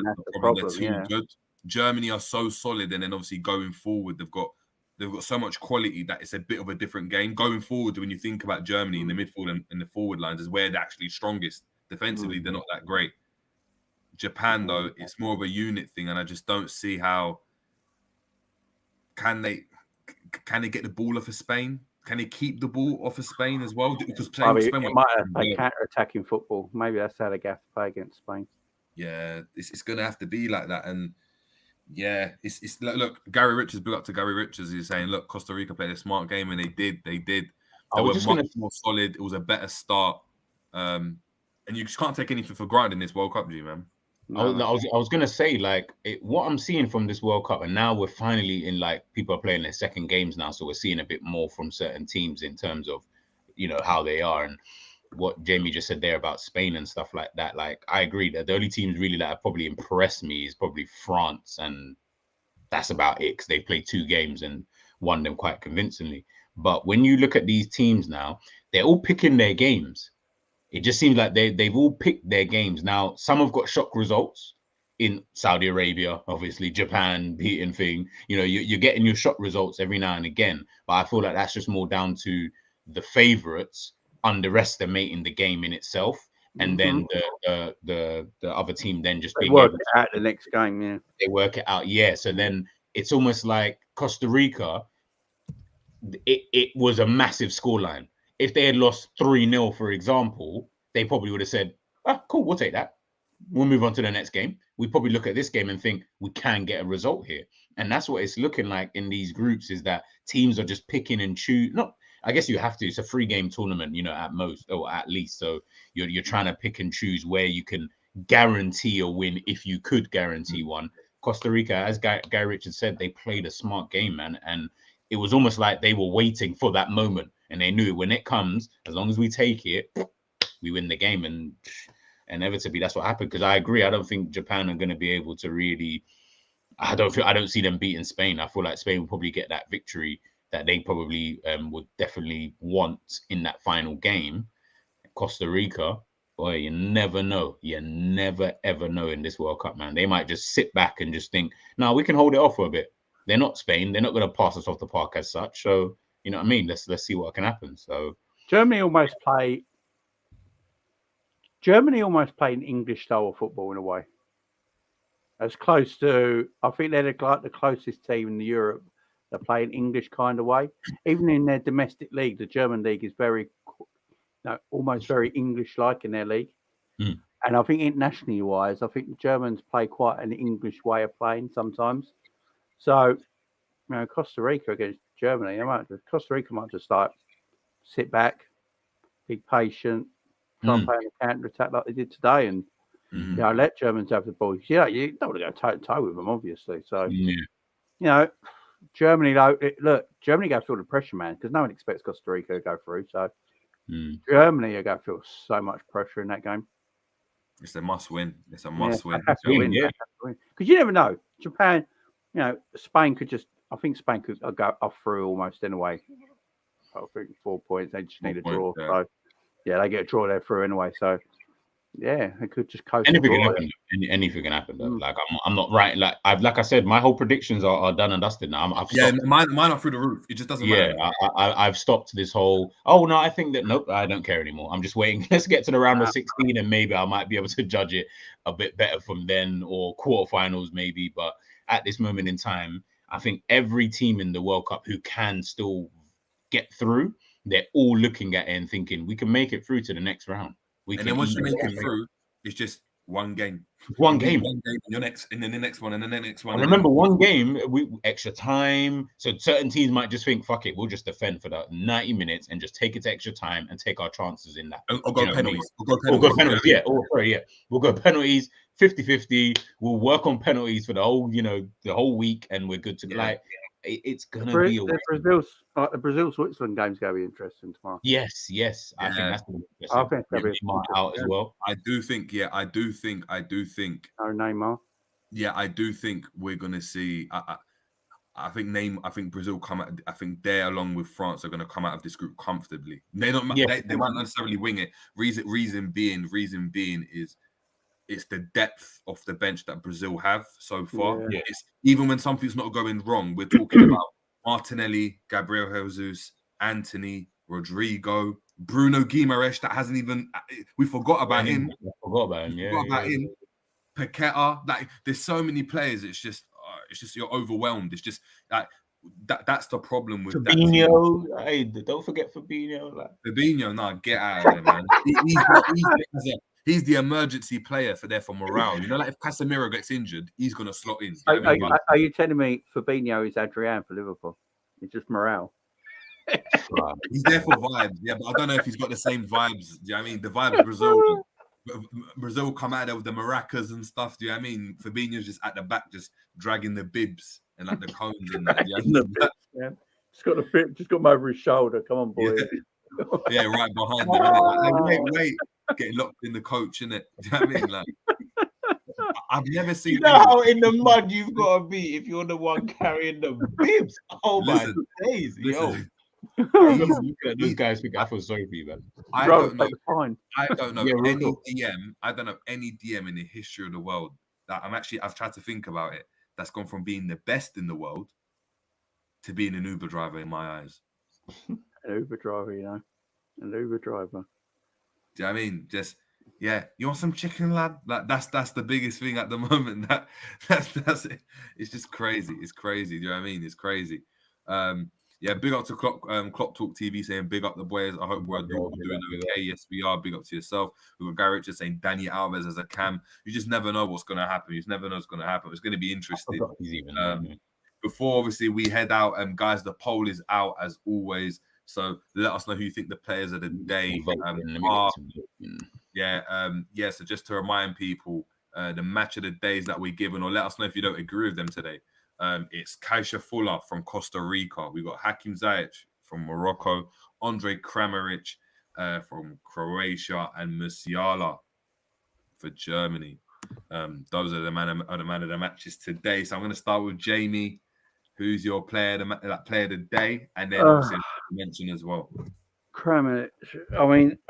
I mean, as G says, it's something about him I don't like, but man scores for Croatia, you know. He does bits, and look, you know, they got I'll probably give it to him. Honourable mention. Thinking for what's his name? Costa Rica. Kaisha Fuller. Yeah. Fuller got the goal. Yeah. Honourable mention for him getting a goal for Costa Rica, getting 3 points on the board, giving them a little sniff of maybe going through of the World Cup group. So when everyone thought they were dead and buried. So yeah. Exactly. G?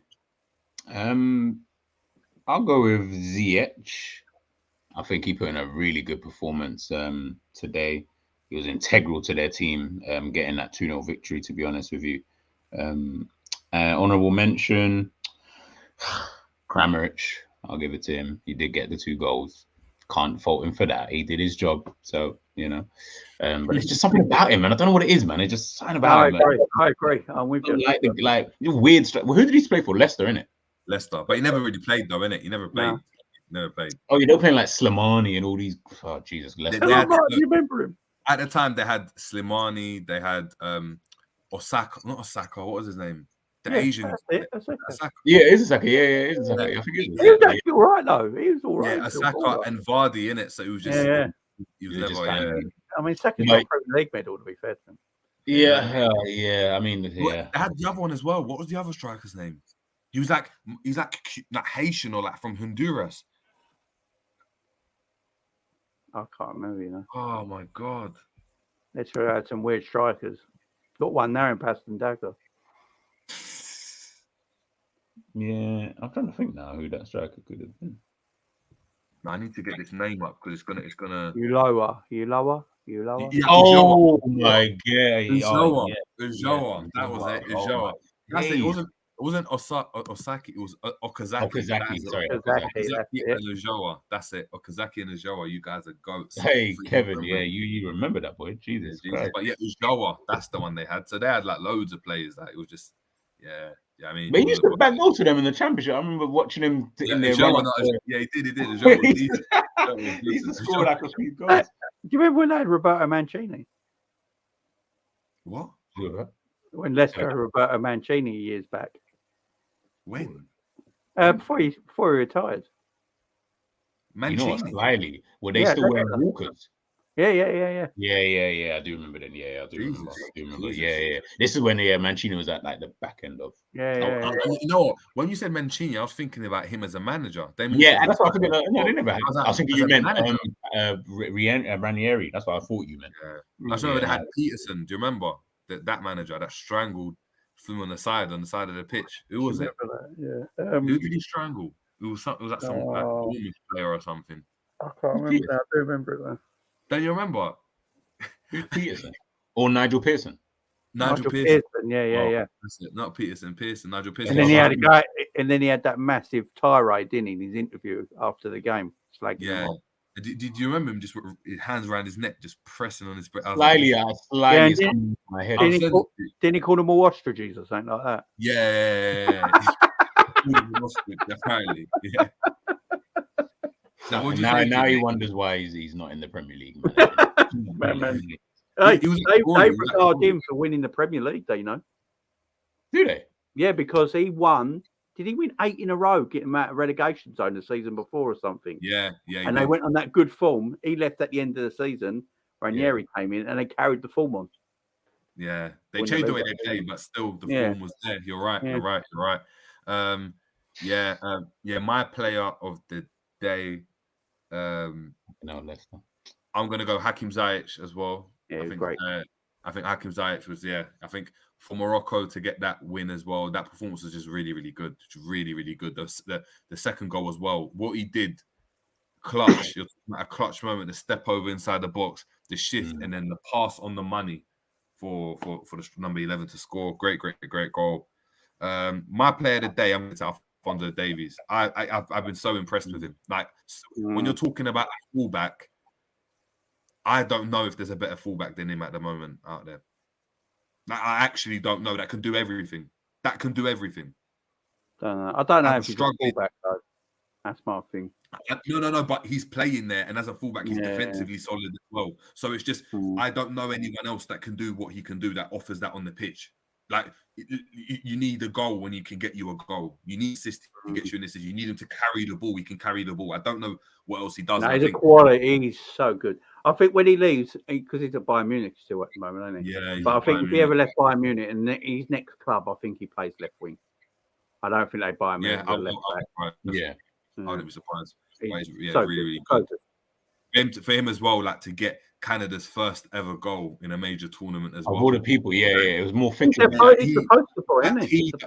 He got it. Yeah, I mean, like he main man, he got it. He missed the penalty the game before. Like for him to redeem himself like that, I think that it shows the level of him. So yeah, and them getting that goal as well, you know, like it kind of, you know what I mean? At the time when he scored the goal, it was kind of like, all right, cool. You never know. Like Canada might be able to, do you know what I mean? Like get a point and potentially even do better in that game kind of thing. But obviously over the game, the quality I think Canada has taken over Mexico as that CONCACAF team in the World Cup.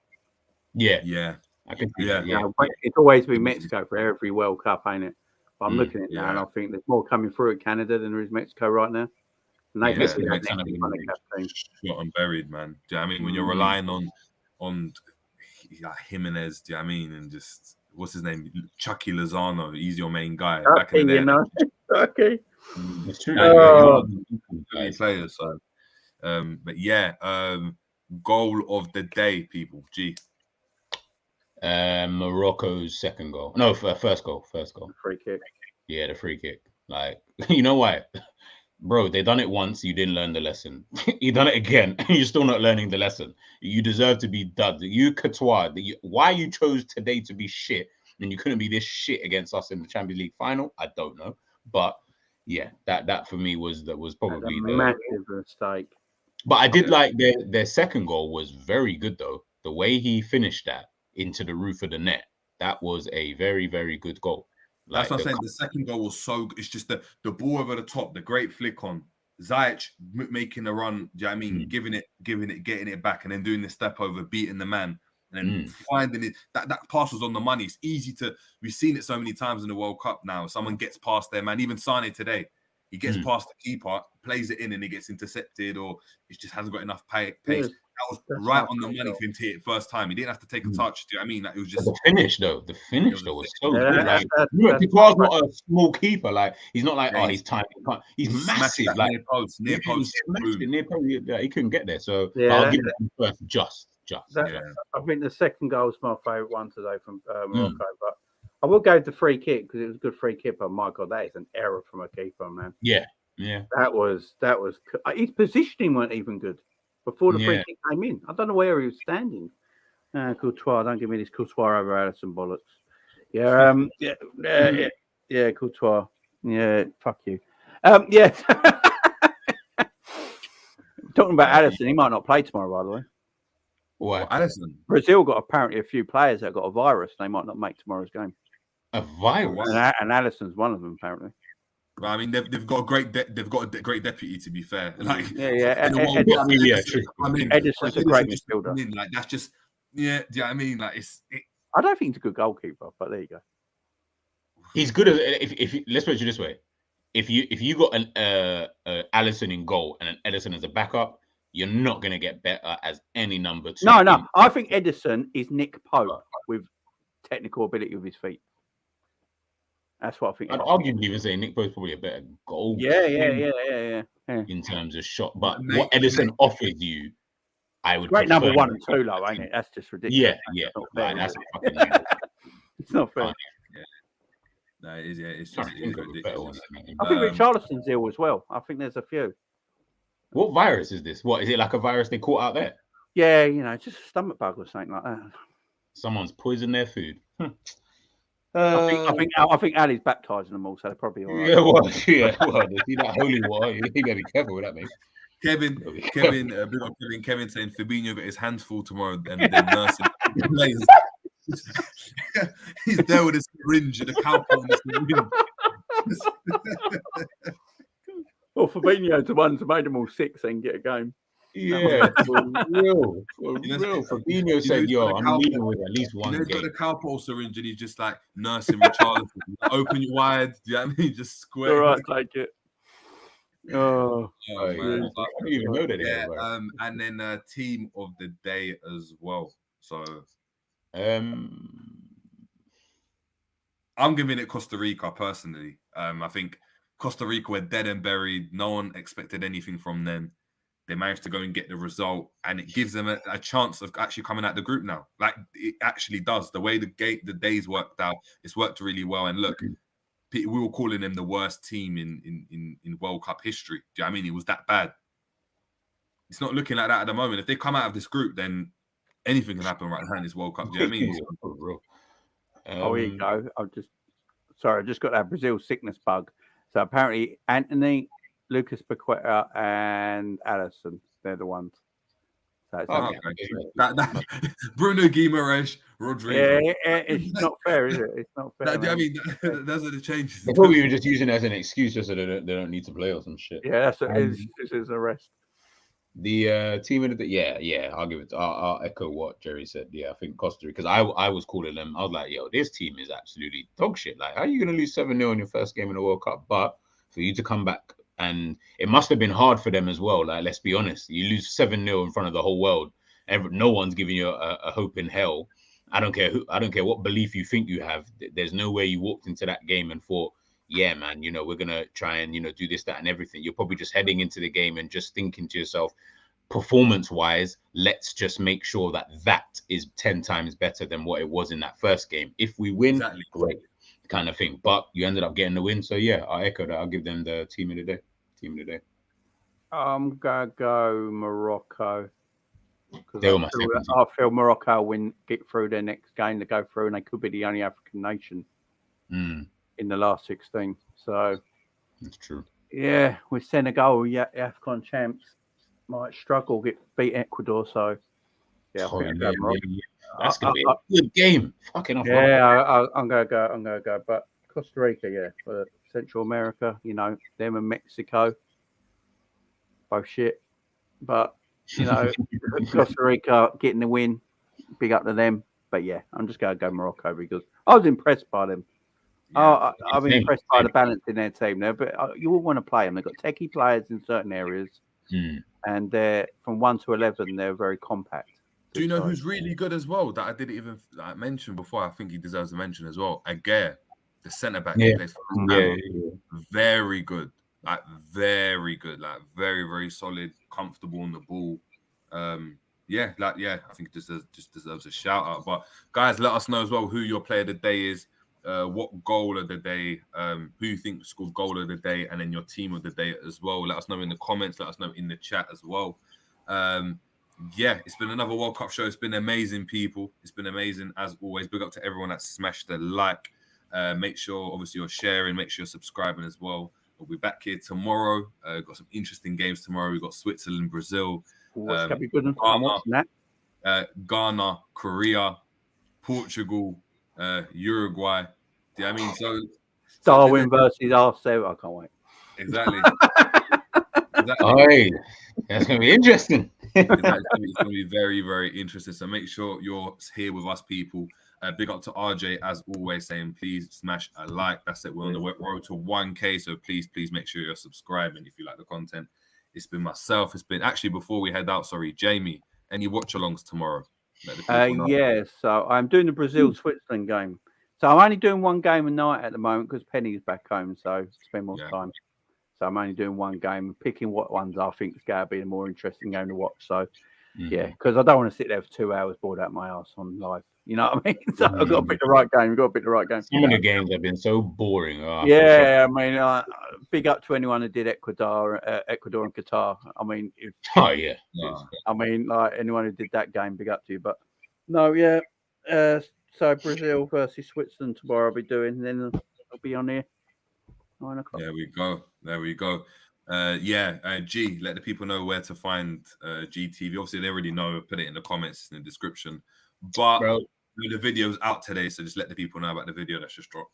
Oh yeah. Because I was a little bit busy over the weekend. So the England post-match review is out now on the channel, guys. Please get them likes up. I'll be doing the preview to their game against Wales. I'll drop that on. They're playing on Tuesday, right? Yeah. So Tuesday. Yeah. Tuesday. Okay, cool. So yeah, I'll drop that Tuesday morning or whatever, just before the game. But guys, find me here every single night. I will be here on the Jerry James Show, hitting up the roundups, and catch me on Twitter. I'm beefing everyone these days over bloody Liverpool, guys. I saw that today. You going? Leave me alone about Liverpool. I don't want to know ownership. Yeah, but I don't care. I don't care if we get taken over by, I don't know, Casper the Ghost. Just leave me alone. That money, what I've read about it, that money is coming in, man.